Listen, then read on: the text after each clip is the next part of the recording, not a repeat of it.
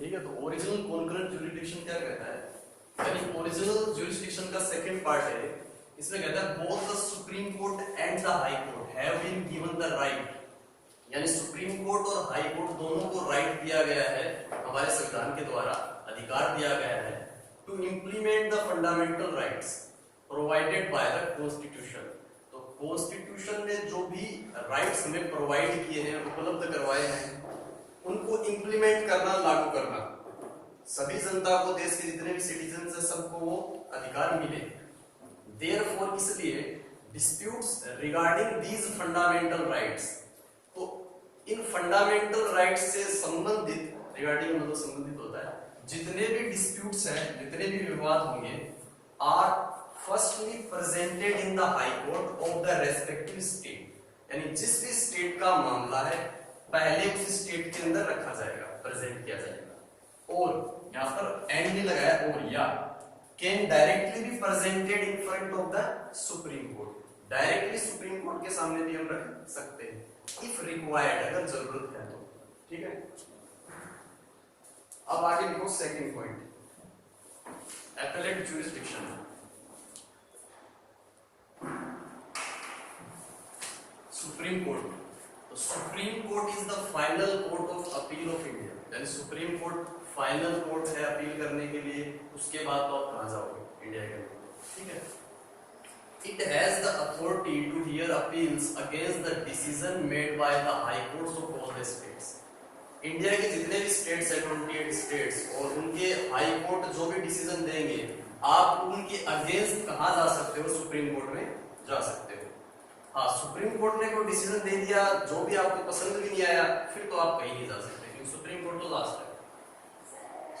Appellate jurisdiction can be divided in the following 4 categories। तो appellate को भी हमने 4 भागों में बांटा है, 4 कैटेगरीज में डिवाइड किया है, यानी किन किन मामलों को लेकर आप कहां जा सकते हैं, सुप्रीम कोर्ट में जा सकते हैं। पहला देखो, इसको समझने से पहले एक चीज, वर्ड आया है इंटरप्रिटेशन, इसका मतलब होता है व्याख्या।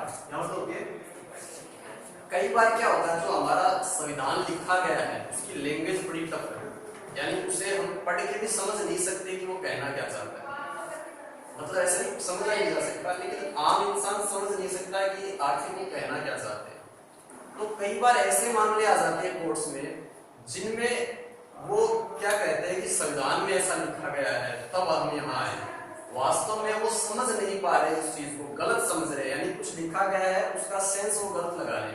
ठीक है, तब हाई कोर्ट को लगे कि भाई संविधान को समझने में गड़बड़ी हो रही है, यानी संविधान को जो कानून बनाया गया है उसको समझने में गड़बड़ी है, लोग उसे समझ नहीं पा रहे ढंग से, तब कहां जाएंगे मामले, सुप्रीम कोर्ट में। और सुप्रीम कोर्ट फिर क्या काम है सुप्रीम कोर्ट का, आसान भाषा में, आसान शब्दों में उस कानून, उस एक्ट को समझाना। ठीक है, यानी सुप्रीम कोर्ट फिर उसको इजी लैंग्वेज में पूरे देश की जनता को समझाता है, इंटरप्रेट करता है, उसकी व्याख्या करता है, जिससे कि सभी लोगों को उसका अर्थ समझ में आए।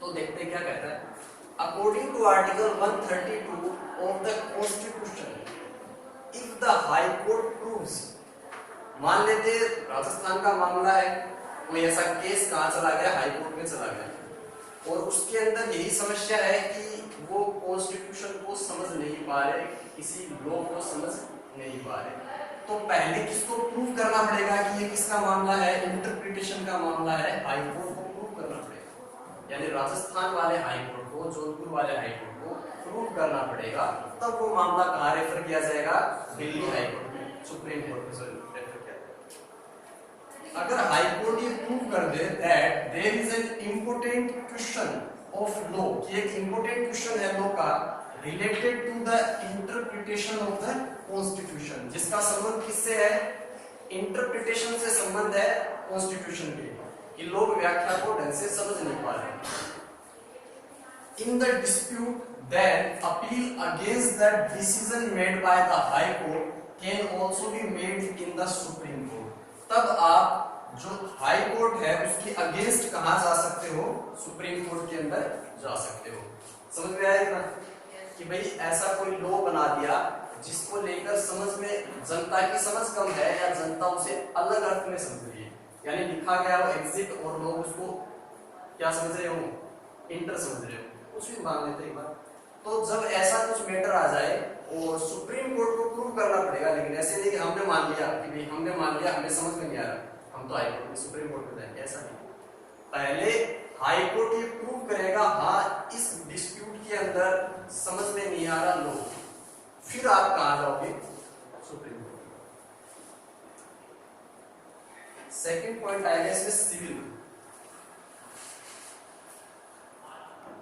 तो सिविल में वो सभी मामले आते हैं जो क्रिमिनल कैटेगरी के अंदर काउंट नहीं किए जाते। क्रिमिनल कैटेगरी आप समझते होंगे सारे, तो वो सारे मामले सिविल में आते हैं। एग्जांपल लेते हैं जैसे कि दहेज का केस, डाउरी का केस आता है, ठीक है, उसमें कोई क्रिमिनल नहीं है, ठीक है, तो वो ऐसे केस आते हैं। मान लेते हैं डाइवोर्स का केस, ऐसे केस इसमें काउंट किए जाते हैं सिविल में। दूसरा है सक्सेशन का केस, यानी कि पिता की संपत्ति पर बेटे का अधिकार, से 4 बेटे हैं और चारों में झगड़ा है कि भी मेरे को ज्यादा मिलना चाहिए, तो ऐसे मामले किसमें काउंट किए जाते हैं, सिविल केस में। पैसों के मामले हो गए, ठीक है, क्योंकि सक्सेशन में पैसे आते हैं। डाइवोर्स के अंदर भी आपको सिक्योरिटी मनी देनी पड़ती है, यानी जो डाइवोर्स दिया जाता है वाइफ को पैसे देने पड़ते हैं ताकि वो अपना गुजारा कर सके। वो डिमांड करते हैं कि मेरे को महीने कितने रुपए चाहिए, तो उसमें पैसे ही आते हैं। तो इन द बिगिनिंग, शुरुआत के अंदर, according to the constitution the Supreme Court hear such cases from the High Court in which dispute amount is more than 20,000 rupees. मान लेते हैं स्टार्टिंग के अंदर जैसे कि अपने हाई कोर्ट में, राजस्थान के हाई कोर्ट में कोई मामला गया और उसके अंदर 1 लाख रुपीज का मामला है, यानी जो सक्सेशन का अधिकार का मामला चल रहा है पिता पुत्र के अंदर, वो कह रहा है कि मुझे, या एक डाइवोर्स हो गया, पत्नी कह रही है कि मुझे हर महीने 1 लाख रुपए चाहिए, इससे ज्यादा है 20,000 से ज्यादा है।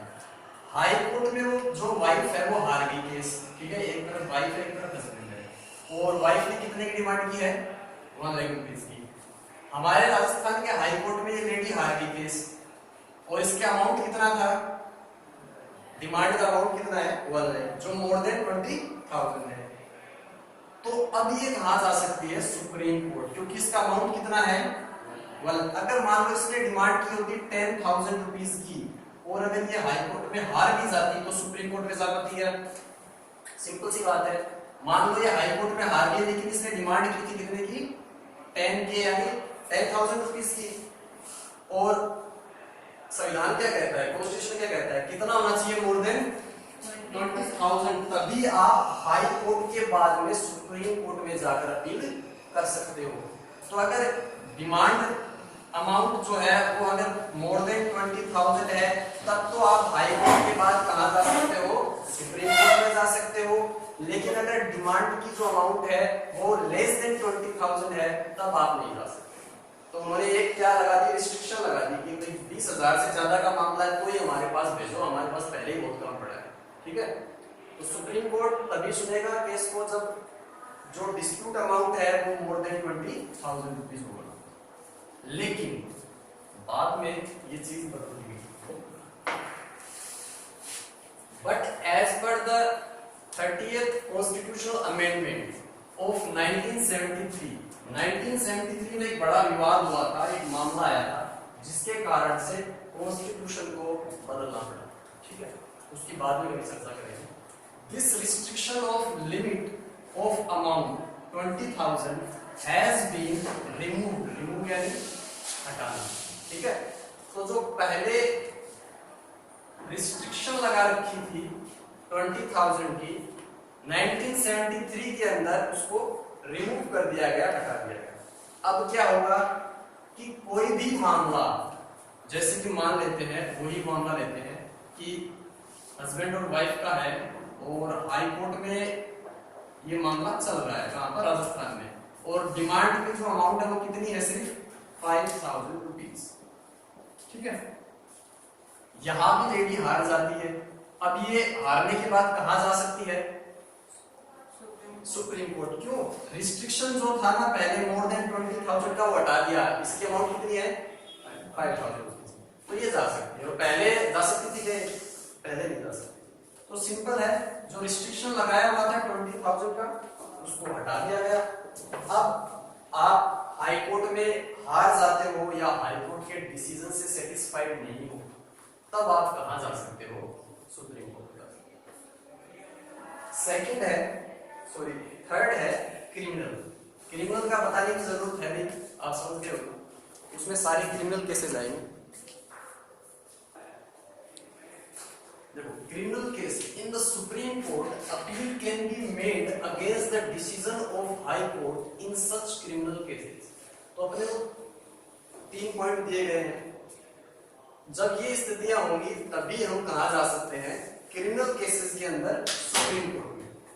फर्स्ट आराम से समझना, अ सबऑर्डिनेट कोर्ट। देखो, 2 वर्ड इस्तेमाल किए जाएंगे बहुत सी जगह, सबऑर्डिनेट या सेशन कोर्ट या डिस्ट्रिक्ट कोर्ट। एक ही मतलब होता है जिला न्यायालय। क्या मतलब होता है? जैसे कि मान लो यहाँ का कोई केस है, पहले कहाँ लेके जाओगे? झुंझुनू लेके जाओगे। वहां अगर आप सेटिस्फाइड नहीं हो तब आप जोधपुर जाओगे हाई कोर्ट में, और वहां भी सेटिस्फाइड नहीं हो तो दिल्ली जाओगे। ठीक है, तो एक सबऑर्डिनेट कोर्ट है, मान लीजिए झुंझुनू वाला है। A subordinate court has released a criminal, यानी सबऑर्डिनेट कोर्ट ने एक क्रिमिनल को रिलीज कर दिया गया है, यानी 2 लोगों में आपस में झगड़ा हो गया, एक का मर्डर हो गया। क्रिमिनल कौन है? मर्डर करने वाला, ठीक है। दूसरा कौन हो जाएगा? विक्टिम। देखो, पीड़ित को क्या कहते हैं? विक्टिम। और जिस पर केस चल रहा है, आरोप लगा रखे हैं, उसे कहते हैं अक्यूज्ड। क्या कहते हैं? अक्यूज्ड। तो मान लो ए है वो तो मर्डरर है यानी अक्यूज्ड है, और बी जो है वो विक्टिम है, यानी बी का मर्डर हो गया इसके परिवार वाले, ठीक है। तो ए मारने वाला है, इसको रिलीज कर दिया झुंझुनू वाले कोर्ट ने, क्योंकि इसके खिलाफ हमें क्या नहीं मिले? प्रूफ्स नहीं मिले, सबूत नहीं मिले। And High Court has rejected this decision and sentence, sentence होता है सजा सुनाना, the convicted person to death, यानी झुंझुनू वाले कोर्ट ने उसको रिलीज कर दिया, माफ कर दिया, छोड़ दिया। लेकिन जब बी की फैमिली कहां गई? हाई कोर्ट में गई, तब हाई कोर्ट वालों ने झुंझुनू वाले डिसीजन को तो रिजेक्ट कर दिया, और जो ए था इसको क्या सुना दी? डेथ की सेंटेंस सुना दी, यानी मौत की सजा सुना दी। तब ये कहां जा सकते हैं? यानी एक वाले कहां जा सकते हैं? Supreme court. आई बात समझ में? जब सबऑर्डिनेट कोर्ट ने किसी को रिलीज कर दिया है, कोई भी क्रिमिनल हो उसको रिलीज कर दिया है, और वो जब लोग कहां जाते हैं? हाई कोर्ट जाते हैं, और हाई कोर्ट ने सबऑर्डिनेट कोर्ट के डिसीजन को तो रिजेक्ट कर दिया जाए और डेथ की सेंटेंस दे दी जाए, तब वो कहां जा सकते हैं? Supreme Court. अगला देखिए, the High Court hears a case of subordinate court and sentence the convicted person death। यहाँ कुछ समझ में आया आपको? देखो, हाई कोर्ट के पास एक पावर है, यानी हाई कोर्ट के पास क्या पावर है? राजस्थान में जितने भी छोटे कोर्ट हैं, सबऑर्डिनेट कोर्ट है, उनके किसी भी मामले को उनसे छीनकर अपने पास ला सकता है। जैसे मान लो जोधपुर का जो हाई कोर्ट है, झुंझुनू में कोई केस चल रहा है, वहां से उठाकर अपने हाई कोर्ट में सुन सकता है उसको। आई बात समझ में? यानी इसके पास ये पावर है कि राज्य में जितने भी छोटे कोर्ट हैं उनमें अगर कोई मामला चल रहा है उसको सीधे उठाकर खुद सुन सकता है, ठीक है। तो इसने कहां से उठाया? एक सबऑर्डिनेट कोर्ट का मामला है, अभी फैसला नहीं आया, मामला चल रहा है, वहां से किसने उठा लिया? हाई कोर्ट ने उठा लिया, और उठाकर उस व्यक्ति को क्या दे दी? कन्विक्टेड पर्सन को है। तब वो कहां जा सकते हैं? सुप्रीम कोर्ट में। फर्स्ट में क्या था? फर्स्ट में सबऑर्डिनेट कोर्ट ने क्या कर दिया था? रिलीज कर दिया था। सेकंड में मामला चल रहा है, बीच में ही हाई कोर्ट ने क्या कर दिया? मामले को उठा लिया और अपने अंदर ले आया, और वहां क्या सुना दी उसको? डेथ। डिफरेंस क्लियर हुआ? ऊपर वाले में सबऑर्डिनेट कोर्ट ने क्या कर दिया था? डिसीजन दे दिया कि भाई इसको माफ कर दो, छोड़ दो। सेकंड वाले में अभी सिर्फ प्रोसेस जारी है, अंडर प्रोसेस ये हाई कोर्ट ने मामला उठा लिया बीच में, और उसको क्या दे दी? कन्विक्टेड पर्सन को डेथ की सजा। थर्ड वाला देखते हैं। अगर कोई बार क्या होता है, कुछ मामले ऐसे आ जाते हैं, जैसे कि इसके अंदर एग्जांपल लेते हैं, कोई सेलिब्रिटी का केस हो, ठीक है, कोई भी सेलिब्रिटी का केस हो सकता है, या कोई ऐसा केस हो कुछ ज्यादा ही मीडिया द्वारा हाइप कर दिया गया है, ठीक है, बहुत ज्यादा फेमस हो गया, न्यूज़पेपर्स में आ गया, टीवी चैनल्स पे आ गया। या कई बार कुछ ऐसे केसेस भी हैं जो कॉन्स्टिट्यूशन को डिफाइन करने के लिए भी इस्तेमाल किए जाते हैं, देश के सामने एक एग्जाम्पल सेट करने के लिए, यानी कुछ गलत काम कर दिया गया है और आपको पूरे देश के सामने एक एग्जाम्पल सेट करना है, तो हाई कोर्ट तो कर नहीं सकता, क्यों? हाई कोर्ट तो सिर्फ पर्टिकुलर स्टेट का होगा। लेकिन अगर सुप्रीम कोर्ट कोई डिसीजन दे, अच्छा डिसीजन दे, तो सारे देश के लोगों के लिए वैल्यूएबल हो, तो ज्यादा अच्छी बात है। तो हाई कोर्ट कई बार ये प्रूव कर देता है कि भाई ये मामला तो आप कहां ले जाओ, सुप्रीम कोर्ट, यानी मैं नहीं सुनूंगा, ये मामला तो किसके लायक है, लायक है क्या होता है, लायक या योग्य, ठीक है, लायक है योग्य मतलब किसकी लायक है, सुप्रीम कोर्ट। तो आज का आपको इतना ही है।